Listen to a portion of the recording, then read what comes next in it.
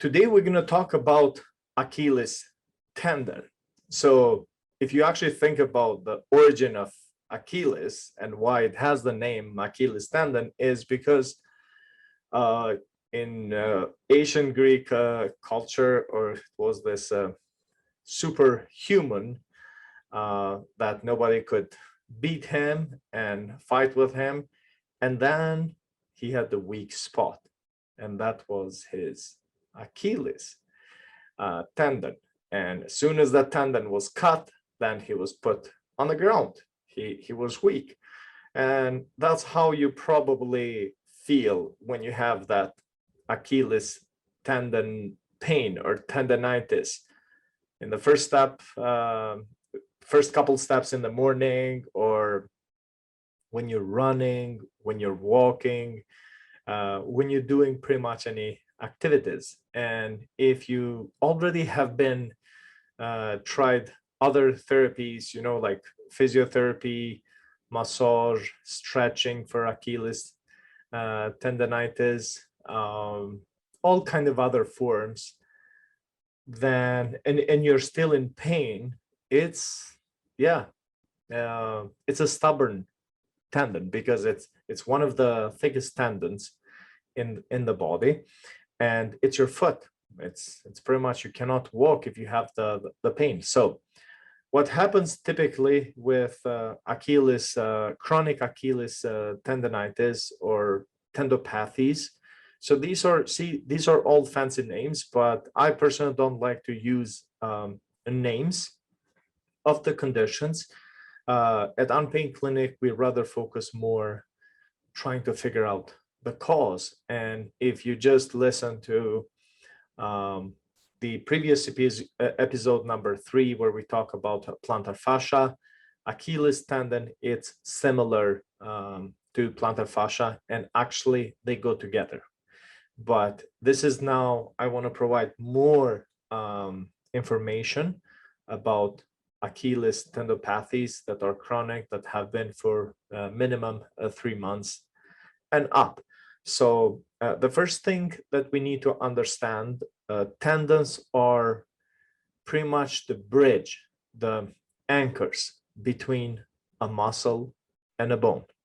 So the reason why we have tendons, like wherever we have muscles, is because it's helping this muscle to anchor on the bone, so then the muscle can pull actually more. The body has designed the tendons not to have good blood circulation because they're not really designed to get injured. But in case of injury, it still has the mechanism where it can repair itself. What happens if it can't? It means that there is a dysfunction in the muscle. From my personal experience, I have learned that every time when we are dealing with tendopathies or tendonitis, like inflammation of the tendons in the body, regardless where they are, we first have muscle dysfunction. And because of the muscle dysfunction, it affects the joint. So then it forces you to walk, function, exercise differently. And now this tendon, it's actually not functioning properly. Those fibers are getting overworked, and body sensing more mechanical forces impacting the tendon and thinking, hey, those cells think it's like we need to make this tendon even stronger because we're getting more load. And then the tendon start thickening up. It loses its elasticity. And then therefore it start hurting. It blocks even that fluid flow inside the tendon. And there are actually fluids even inside the tendon. And at microscopic level, every tissue in the body, every muscle fiber, every tendon fiber has those fascial layers in between those that helps them glide against each other. So it's almost like lubrication of the tendon. So then the tendon, once you're running, it becomes actually elastic structure. It almost like after about 40 minutes of running, it almost becomes your muscle. The muscle start, tightening up because it's producing more force. Now the tendon heats up and then start becoming more elastic and offering you, that elasticity in the body. But when it gets injured, it loses that ability, and therefore it starts hurting. Or after you stop running, because when you're running, you gave a task to your nervous system to finish, like to run 5, 10K, 20Ks, 40Ks, and now your body start tying, adrenaline rush, different type of adrenaline, so it can push you, and therefore you don't feel the pain. It's going to start using other things so it can get you through that. But then after the activity, you start feeling the Achilles pain, or you cannot walk and it really hurts. That's when you realize, okay, I have the problem. And what happens is, typically, again, we go, most of the time, what I've found personally is that the dysfunction of the gluteus muscles, the biggest muscle of the bum or of your hip area, if this guy becomes dysfunctional, doesn't produce enough power, or when you're running or when you're walking, you're really putting short steps. You're not putting, like long strides, or really extending your hip. You're not engaging this glute muscle, and you're just walking, with short steps. Then you're overusing your hamstring muscles. That affects, it start pulling the calf, and then the calf pulls on the Achilles and the plantar fascia. So this is the typical chain. So now if we want to reset this chain, even at home, if you want to try it, my suggestion to you is always start stretching from your foot intrinsic muscles, from bottom of the foot. Do a little bit stretching there, so it actually hits a lot of reflexologic points. It relaxes the fascia of the whole leg, and then you can actually start doing some passive stretching for the Achilles tendon, the calf muscle, and the hamstring. But I don't recommend stretching the glute muscles, like the glute max.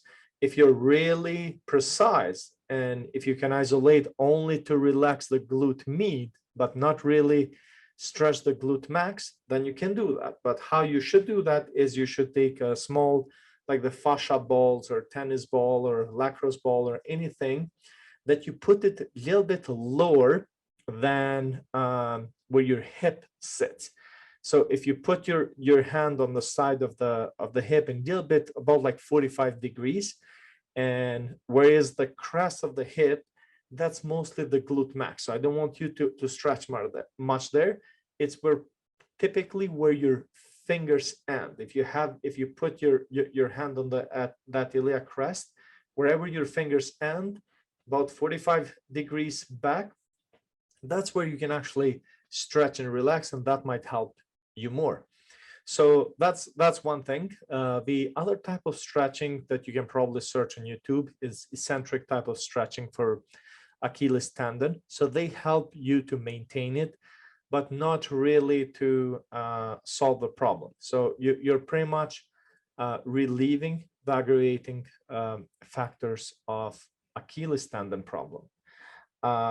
What we do, or what we recommend, again, because we specialize in shockwave therapy, and we have that personal experience with it, and it works amazing for tendon issues in general, pretty much anywhere in the body, and especially shockwave for Achilles tendinopathies in general. So what shockwave would do, it would actually start breaking down those scar tissues, adhesions that are restricting that gliding of the tendon fibers, and then it would literally force the muscles to relax. So when we do the treatment, we have to treat everything from the calf muscles, hamstrings, and then treat the plantar fascia, and then focus the whole treatment on the Achilles tendon. So after it breaks down scar tissues and adhesions, and because it's a mechanical sound waves, it actually triggers false injury in that area. So it triggers your cells to come in and repair whatever has been injured.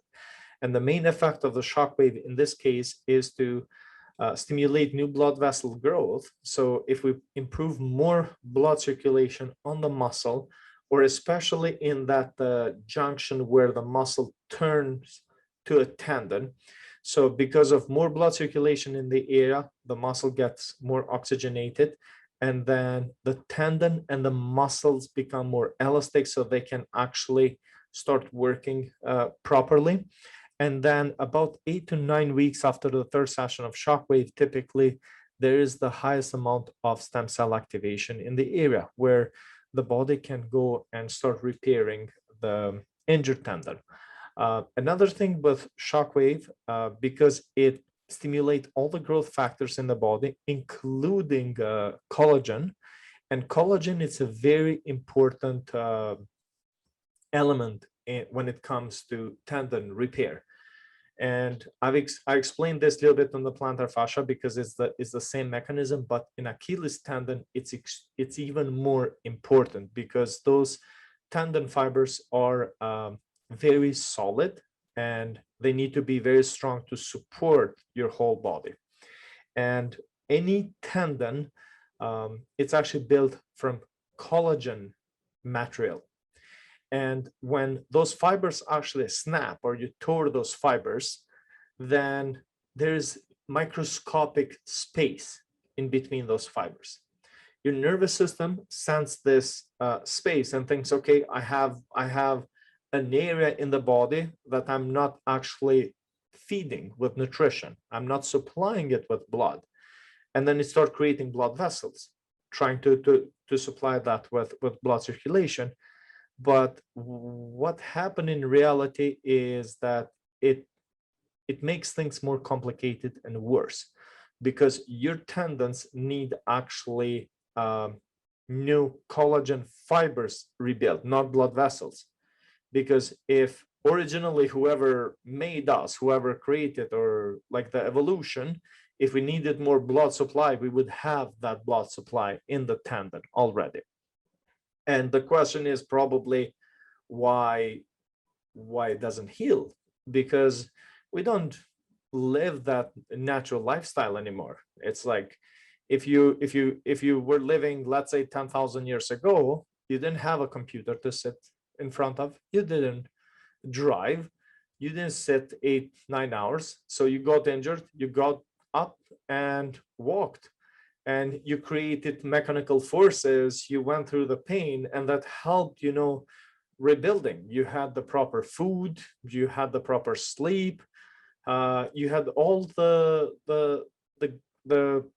factors that this earth has provided for you to injure yourself and to heal yourself. But nowadays, because we have changed as a human and we have evolved, with us, even aggravating factors have evolved. Also, the healing modalities have evolved. Therefore, now we, as a humans, we have created, shockwave, lasers, PRP, stem cell, techniques, injections to help the recovery faster, or even collagen supplements. So you can now take specifically collagen, which would help your body, to rebuild those tendon faster. So anybody that has ended up on a chronic tendon injury and it's not healing for minimum 3 months, and even after trying everything, the first problem that I learned recently in this conference, in virtual conference in Berlin, is the biggest fascia research conference.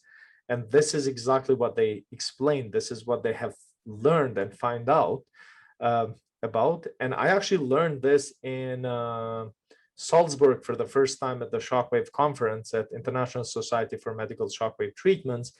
They were monitoring tennis and golfers' elbow tendinitis, and they said it's like, they call them those bad blood vessels. They said you have to do shockwave to re-injure the area to get rid of those bad blood vessels, because they were supposing that they're actually supplying inflammation, and that's why the tendons are not getting better even after using, stem cells, PRP and shockwave, and there's still a problem.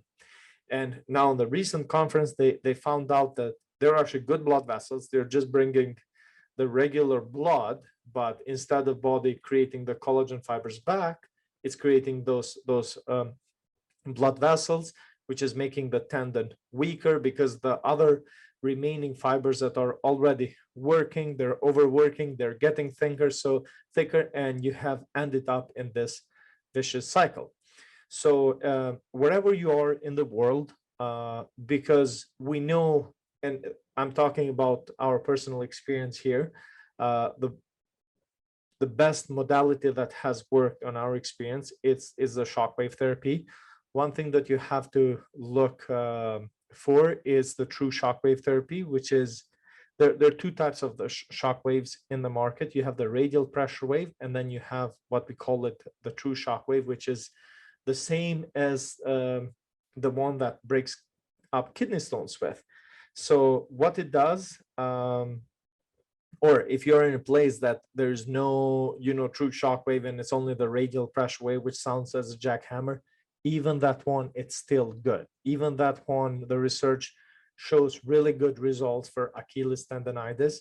So you can go and get that treatment. And typically you need about 3 to 5 sessions. If that doesn't make any difference during 3 to 5 sessions, and about 3 months later, your cause, it's not an Achilles. So you must focus the whole rehab or what you're looking for more on the lower back, more on the glute muscles, more on the core muscles to strengthen those big muscles so you can actually offload the pressure on the Achilles tendon. So, and the main goal at this point is re-injuring the area with shockwave, stimulating new blood vessel growth, stimulating more collagen production, and you still trying to be active, because not doing is the same as overdoing. So you cannot go and completely stop walking or completely stop the activity, because then there's no stimulation, and we are designed to move. I learned this when I went to university for physiotherapist. In school, I learned a saying: a door handle that keeps moving never gets rusted. So even when you have an injury, you don't want to, when you do an activity, probably a gauge to see how much you have done is the next day, you don't want to be sore. You do it enough to get things going, but then when you get, and it's totally fine if it hurts that day, but the next day you don't want to be feeling sore with pain, like 6, 7 out of 10. It's normal even the next day if the pain is below 3. So you're kind of doing the right level of activity for that injury, and just you add it a little bit more. So keep up with stretching, strengthening exercises helps too, but not strengthening the calf muscles. And again, I'm talking from my personal experience, because these muscles are already overworking. They are in overwork mode. You don't want to strengthen them more. What you want to strengthen a muscle that it's above it, which is usually the quadriceps muscles and the glute muscles. And when you strengthen those, that offloads the whole leg. There are other modalities that definitely provide benefits. Another modality that I have found that helps, I don't do it myself, it's the dry needling, IMS. But one thing with it, you have to be careful, because IMS is really good if you use it on overworking muscle. It kind of helps the muscle to take a break. But if there's a muscle that it's what we call it weak and tight, so there's a muscle that is trying to create tightness to support the area, and then you go and treat that, you're gonna actually literally, I'm just kind of saying in neurological terms, you're gonna kill that muscle. So your nervous system is trying to actually add support to the area. You go and use dry needles, and then you fully relax it. Now something else has to take over. And that's where you get the IMS, probably, 10 sessions, and nothing is changing and it's helping. So I have had cases where I've seen on Achilles chronic tendonitis problems. Recently, I had a triathlon guy. It took me honestly 7 sessions to rehab him. And the reason is that he had a lot of IMS dry needling on the calf muscle. And then it over relaxed the muscle, which now there was no support for the tendon. So everything that he was doing, it was going directly on the tendon. And then the plantar fascia took over. So I treated, the tendon was so thick that I tried with shockwave. It was very painful during the treatment. I wasn't able to use the right energy. So then I had to start treating what we call it the collateral tissues. So tissues that are around, to start helping the tendon so it can actually handle the load of the body more as a region rather than as a specific structure, which is the tendon. So I had to go and do flash wave, which is electrohydraulic shock wave, which in our experience, it helps more muscle activation because it has a bigger focal point. So I had to go and treat the calf muscles with it, and then go with a shock wave, with a radial pressure wave, trying to release to loose the area, and then do the electromagnetic shock wave, which is more concentrated, to stimulate healing of those fibers.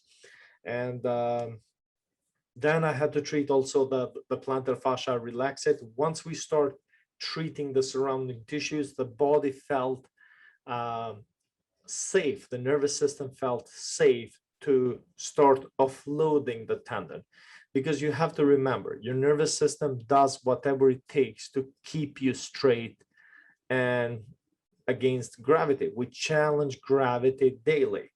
And we are pretty much one of few animals that we only walk in 2 legs. So it's very challenging for our whole system if one leg is not working, because now the other leg is taking everything. So our weight distribution is 50-50. We don't walk in legs and hands. So at least we have, the weight distribution, it's 20 like quarters, right?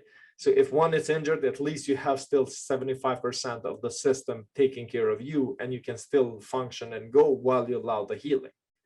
If one leg gets injured, that's it. Like the other side is going to be loaded 75% or more. So that's why it's very hard for the body to feel the safety and to go on the repair mode, and it's constantly just trying to keep you upright and to support you whatever you have given a task, because it's a task just to get up and go in the morning to work and do your errands and do your things. It's like all this mechanism has to first keep you alive, like support the breathing, support the blood circulation, support your mind. Like there, all those mechanisms inside, doesn't matter where it is in the body, it has a reason. It's supporting you during the day. If something actually breaks down and becomes dysfunctional, something else is going to take over.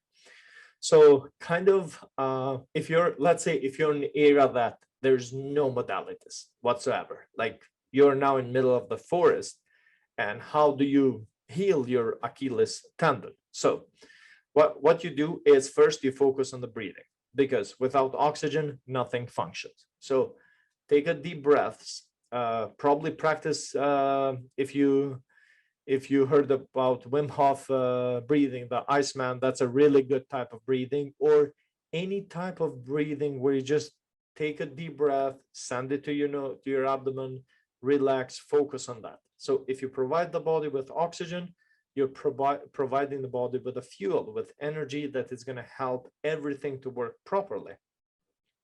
And that's the first thing. The second thing is just do a self-assessment. just go and stand in one leg and see like how your body is handling this gravity. Okay, and that's where, like, pay attention what you're using when you're walking. When you walk, like, try to feel your glute muscle. Is it engaging? Is it your hamstring engaging? Is it your quad working? Okay, so then start kind of teaching your body when you walk, you don't have to contract the muscle, what I call it, artificially, with your consciousness, because everything in the body inside should be working automatically. But extend your leg, try to use your glute muscles more, try to use your core muscles more. Okay, if you had any abdominal surgery, that can affect or make your core muscles dysfunctional, your glute muscles dysfunctional. Take a kinesio tape, just put it over the scar, and while you have that tape, it will make your nervous system communicate better with that area. Honestly, try it as a trick. Like, you can do a self-testing. Is you can go in one leg and try your balance first. Take the tape, put it, if you had the C-section or appendectomy, put the tape on that scar and check your balance. Okay, these are all fine things, but you have to remember that we are these bunch of cells that has created this big structure. You have to think at cellular level, then you can actually think at the structure. Because even today, daily, although like all my clients, pretty much most of them are very open-minded, they understand that the body function as a whole unit, but I still have people that come in and say how my big toe is affecting my neck, how it can be connected. And I say, okay, if you think that it's not connected, let me take a hammer and hit you on your toe. And if it doesn't hurt, it's not connected. If it hurts, it's connected. And yes, it affects up to your neck, because if you're not, when you're walking, if you're not pushing off with that toe, you're not doing a good extension, then imagine your toe is the root of the tree, and then your head is the tip of the tree. So if the root is not good, then the tip is going to be unstable. So it will affect everything up. Anyway, I just started to go kind of off topic here, but I'm trying to help you in any way that I can, any way possible. If you're lucky, if you're from Edmonton or on areas that you can find a shockwave treatment, then that's where we would suggest to go and try it, because it's amazing. But even if shockwave doesn't help you within 3 to 5 sessions, then it's like, doesn't matter that your Achilles is hurting. That's not where the cause is. You have to change the approach. You have to change your habits. Like, check what you're doing, check how much sitting you're doing, check how much running you're doing, because again, even with too much activities, that's not good either. Life, it's all about balance. It's between breathing, oxygen, nutrition, your mindset, and then it comes the activity. Without those threes being in good position, if you're just trying then to be active and to beat up, the stress with activity, you're actually almost doing more harm. Because even when you ask now your body to lift weight and to run, you're still stressing the system. You're just changing the type of stress. So in those cases, we recommend more meditation, more loosening up the system, rather than just trying to push for. And you have to remember, you have enough time. It's like, it's better to allow proper healing. You get going than trying to overdo things, and then you get injured and you have to deal with pain. And at Pain Clinic, that's what even our name, and I love our name, which is interesting, because everybody loves something that had name. But my goal is for every human to live the life without pain. As long as you're active, healthy, there's no pain, that's all that matters, but without medication. Okay, so thank you for your time that you have dedicated to listening to this crazy guy here. I hope I helped you in any way possible. If you're from Edmonton, then you're lucky. You have Unpain Clinic.